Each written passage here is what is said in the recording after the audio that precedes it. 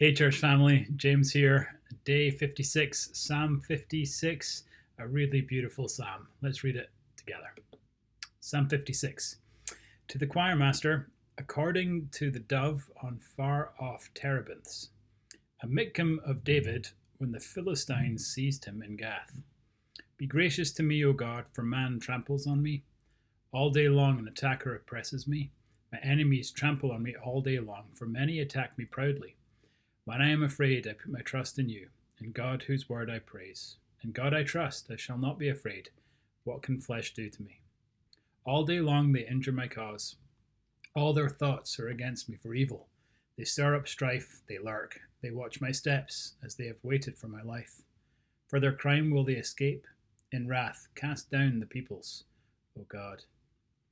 You have kept count of my tossings, and put my tears in your bottle. Are they not in your book? Then my enemies will turn back in the day when I call. This I know, that God is for me, in God whose word I praise, in the Lord whose word I praise. In God I trust, I shall not be afraid. What can man do to me? I must perform my vows to you, O God. I will render thank offerings to you, for you have delivered my soul from death, yes, my feet from falling, that I may walk before God in the light of life. I love this psalm. A couple of verses really stand out. First of all, verse 3, when I am afraid, I put my trust in you. In God whose word I praise.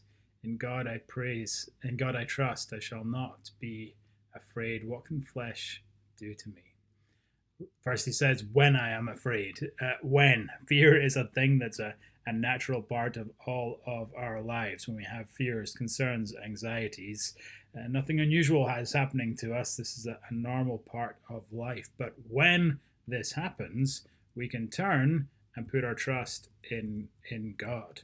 We have something to do with our fears, namely see them, acknowledge them, accept that they're a normal part of life, but then consciously bring them to our God. Place them from our hands into his hands.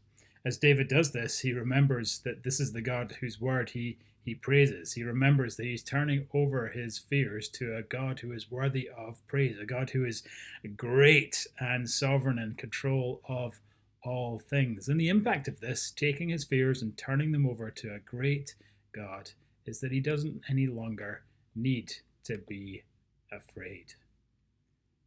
This perspective calms his soul and quietens his heart. And in verses 3 and 4, good. And not just those, look how good verse 8 is as well. Oh man, what a beautiful, beautiful verse. The psalmist says, you have kept count of my tossings, put my tears in your bottle. Are they not in your book? We have a God who is tender toward his people, who cares about his people and has his eye upon his people to the point that he will keep track of all of our sorrows, counting even our very tears, storing them up, knowing them individually, paying attention to them. We do not have a God who is distant, but a God who is near. Now that these great promises are for us is clear in the way that the New Testament uses this psalm. It's quite a cool biblical connection in the flow of the Bible story. First of all, see that David wrote this psalm, he says, when the Philistines seized him at Gath. So you can go back to 1 Samuel chapter 21, read about what happened, and understand that when David thought about what happened in 1 Samuel 21, he wrote Psalm 56. So here he is thinking about 1 Samuel 21, writing Psalm 56. But then in the New Testament, when we come to Romans 8, we find that Paul has been reflecting upon Psalm 56 as he writes this amazing chapter. How do we know this? Well, look at Psalm 56, verse 9 here, where he says, this I know, that God is for me. Isn't that a great phrase? This I know, that God is for me. And then Paul writes in Romans 8, if God is for us, who can be against us? Reflecting on this psalm, Paul applies it to us in Jesus. Or take verse 11, where David says, in God I trust, I shall not be afraid. What can man do to me? Remember in Romans 8 when Paul writes, verse 33, Who shall bring any charge against God's elect? It is God who justifies. Who is it that condemns? If God is for us, who is it that can be against us?